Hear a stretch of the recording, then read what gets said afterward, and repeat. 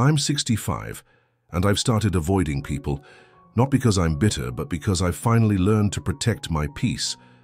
After decades of being the dependable one, showing up for everyone, and keeping ties out of habit, I've come to see that not every relationship deserves space in this chapter of life.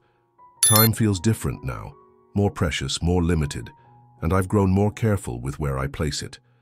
In this video, I want to share the real reasons why I've stepped back from certain people and why doing so has brought clarity, calm, and even joy. If you're in your 60s or 70s and have started feeling the same, tired of small talk, drained by one-sided friendships, or simply craving stillness, you're not alone. This isn't isolation. It's elder wisdom. It's emotional self-preservation. And it's one of the most important lessons I've learned after 70. Stay with me, because what you'll hear next might reflect your own story. And if it does, I hope you'll subscribe, share your thoughts in the comments, and pass this message to someone else who's quietly searching for peace in a noisy world. There's a quiet shift that happens as you age, not suddenly but gently, like a curtain slowly being drawn back to reveal what's always been there. At 65, I began noticing how differently time sits with me now. It no longer stretches out like it once did, endless and full of assumptions. These days, each morning feels more intentional, each hour more visible, and each small interaction carries a kind of weight I never used to feel. I don't rush through my coffee anymore. I sit with it, I taste it. I notice the way light filters through the kitchen window, and I find comfort in that stillness. And in that stillness, something became clear. Too much of my time had been spent on people, conversations, and obligations that left me feeling emptied instead of nourished. There were years when I said yes to everything. I thought being generous with my time meant being kind, being useful, being loved. But kindness, I've learned, doesn't mean giving away your energy without thought. It means honoring what matters most, including yourself. I've grown tired of conversations that feel forced, of gatherings that drain me, of giving too much to those who give little in return. Not because I'm angry, but because time now more than ever feels sacred. It's no longer about how much time I have left. It's about how I use the time I still hold. And that's a powerful realization. When you reach a certain age, your priorities begin to rearrange themselves without you even trying. You start to feel how peace is not found in more activity, but in less noise. You begin to let go of things that once defined your identity. Busyness, availability, always being there. And instead, you start choosing slowness, choosing boundaries, choosing quiet. That shift isn't selfish.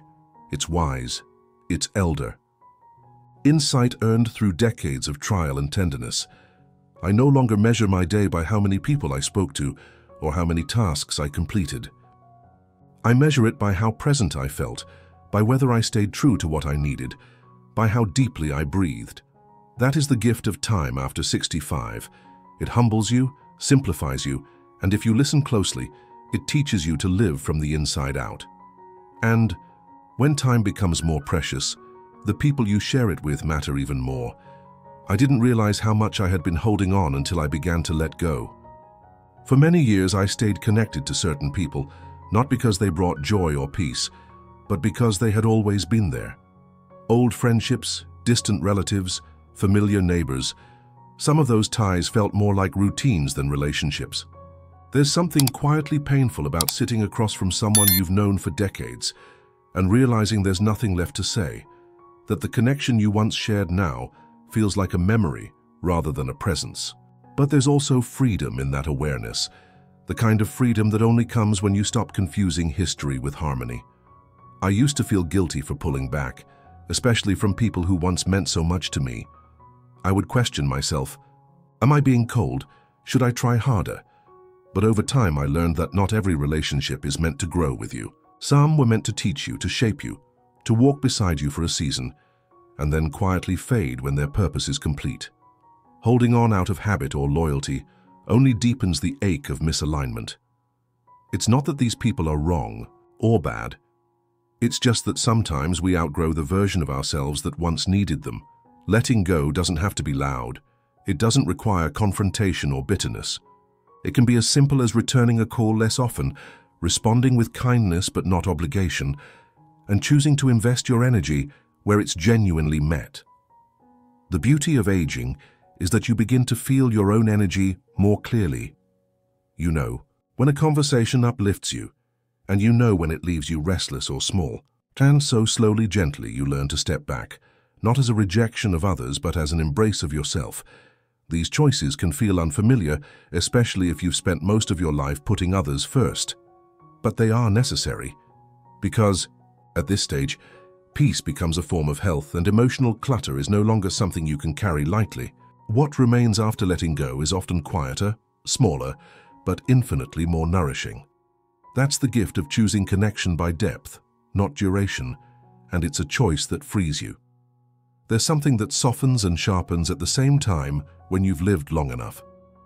You soften in compassion, but you sharpen in discernment, and nowhere is that more true than with trust.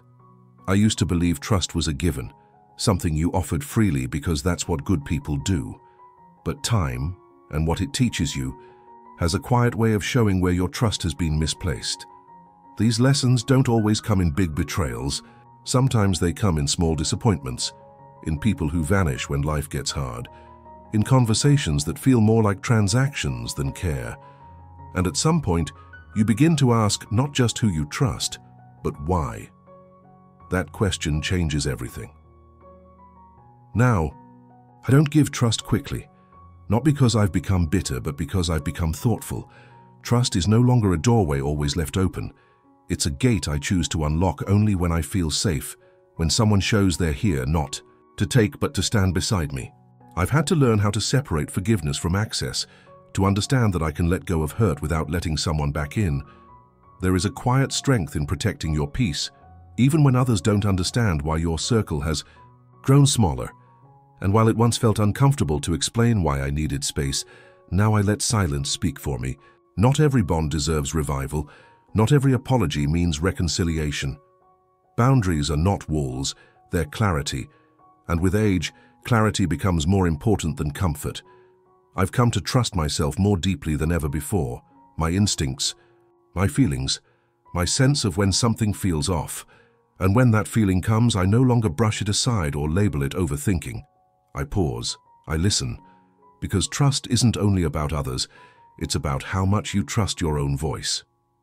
And that voice, after 70 years, has earned its right to be heard. So no, I don't trust like I used to. But what I do offer now is quieter, steadier, and far more rooted.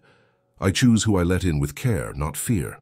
Because at this stage of life, trust is not about being open to everyone. It's about being true to yourself, and that too is a form of wisdom. There's a quiet kind of comfort that comes when you no longer fear being alone. It doesn't happen all at once, but over time, solitude shifts from something you avoid to something you welcome. For most of my life, I used to fill the silence, turn on the TV, call a friend, say yes to invitations I didn't want, just to avoid sitting with myself. But now, at 65, I find myself choosing solitude not as an escape, but as a return. The Yao world has grown noisier, faster, more demanding. Yet I've grown softer in the way I crave simplicity, slower mornings, and the gentle rhythm of a day that belongs to no one but me. Solitude has become a space where I remember who I am without the noise of others' expectations. It's in these still moments that I feel most alive, not busy, not productive, just present. Sitting in my garden with a warm drink, listening to the wind touch the leaves, or letting old memories drift in and out without judgment, has become a kind of therapy I never knew I needed. There is something deeply healing about having nothing to prove and no one to impress. In solitude, I find clarity, I find strength, and more importantly, I find peace that I never found in crowded rooms or constant conversations. Some people call it being alone, but I call it coming home to myself. What's more, this space has taught me how to be more intentional with others. When I do choose to spend time with someone, it's not out of obligation or habit, it's because I want to, because their presence adds to the stillness rather than disrupts it. That shift alone has changed everything. Relationships no longer define me, they reflect me. And that reflection grows clearer the more I sit with myself. Unhurried, unbothered, and whole. So if you've ever feared being alone in your later years, I want you to consider the possibility that solitude isn't something to endure, it's something to embrace.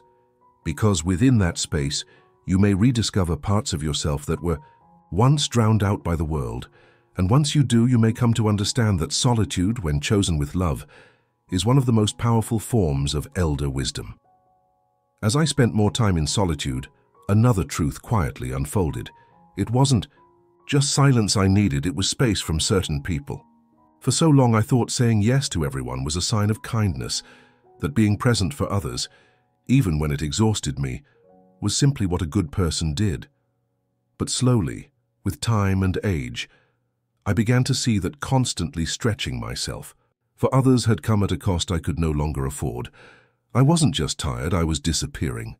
My peace, my emotional balance, even my physical health were quietly fraying around the edges, and much of that came from giving too much to the wrong people. So I began stepping back, not to reject others, but to reclaim myself. Avoiding people doesn't always look like slamming doors or walking away forever. Sometimes it's subtle. It's choosing not to answer the phone when your energy feels low. It's skipping the gatherings that leave you feeling invisible or drained. It's recognizing which conversations are built on care and which ones thrive on gossip, noise, or need. What I've learned is this: the people who truly love you will understand your quiet. They won't punish you for choosing rest, and they won't question your worth if you need space. Those who do may never have seen you clearly in the first place. And so I've grown more careful, not colder. I avoid people now, not because I carry resentment, but because I've learned to listen to the signals my soul sends when I'm around certain energies. Some interactions feel heavy before they begin, while others leave an echo long after they end. I no longer ignore those signs, because after a certain age, your energy becomes sacred, and protecting it is not only a choice, it's a responsibility. There's nothing bitter about walking away from people who disturb your peace. In fact, it's an act of quiet courage, of elder self-respect. I still believe in love, in friendship, in meaningful connection, but only when it flows both ways. I no longer chase after one-sided loyalty, nor do I pretend to be okay in places where I'm not seen. Avoiding people for me has become a way to protect joy, to preserve the quiet wisdom that age has finally gifted. And in that quiet, I've found not loneliness, but freedom. Perhaps the most comforting realization of all is knowing that what I've felt isn't unique. As I began to speak more openly about this shift, this desire for stillness, for fewer people but deeper connections, I found myself met with quiet nods and gentle acknowledgements from others my age. There was no need for long explanations, just a look, a pause, and that shared understanding. It's easy to think you're alone in these changes, that you're growing distant or cold, but the truth is, many older adults are beginning to feel the same pull inward. Life after 60, after 70, has a different texture. It softens and sharpens at the same time. We become more sensitive to what drains us and more drawn to what brings us calm. It's not a rejection of the world, it's a refinement of how we move through it. What I've come to understand is that this quiet transformation is happening in many lives at once. Friends who used to thrive in busy calendars now cherish unscheduled mornings. People who once filled their days with noise and crowds are now finding joy in gardening, reading, or sitting in silence beside someone who simply understands. This isn't loneliness, it's a return to essence. We've spent decades giving ourselves to family, to work, to responsibilities. Now we are learning how to give back to ourselves. And in doing so, we're beginning to see that what once felt like withdrawal is actually a deeper kind of presence. It helps to know you're not the only one who needs more space. It helps to hear another voice say, "Yes, I've been feeling that too." Because shared experience, even when unspoken, has a way of softening the journey. The wisdom we carry as elders doesn't need to be loud or public. It can live quietly in the way we protect our peace, choose our company, and savor our time. These changes don't make us lesser. They make us more aware, more deliberate, more free. And perhaps that's the quiet legacy of this stage of life, not just to survive the noise of the world, but to teach others how to return to themselves through it. You're not alone in this shift. You're simply growing into the part of yourself that always knew how to live with grace. When you reach a certain age, the world no longer feels like something to keep up with. It becomes something to observe from a quieter distance. And in that distance, you begin to see what truly matters. The noise fades, the urgency softens, and all that's left is clarity. Avoiding people, choosing solitude, setting boundaries. These aren't signs of bitterness or withdrawal. They're acts of inner wisdom. They're reflections of a life that has weathered enough storms to finally know peace is worth protecting. At 65 and beyond, it's not about how much you do or how many people surround you. It's about how aligned you feel with your own values, how calmly you move through each day, and how gently you hold space for what nourishes you. Healthy aging isn't just about the body. It's about emotional boundaries, elder insight, and honoring the deep need for quiet self-respect. If you felt this same shift, I hope you now understand it not as something wrong, but as something deeply right. You are not alone in this journey. Many others are quietly doing the same, choosing less noise, more meaning. If you have your own story to share about growing older, setting boundaries, or finding peace in solitude, I invite you to leave it in the comments below. Your story might be the comfort someone else needs to begin their own.